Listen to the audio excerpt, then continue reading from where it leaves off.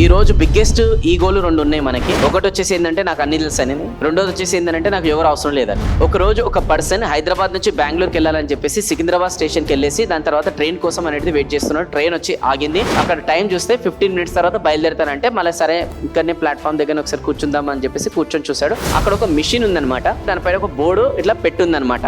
నీ గురించి తెలుసుకోవాలంటే నేను నీకు హెల్ప్ చేస్తాను.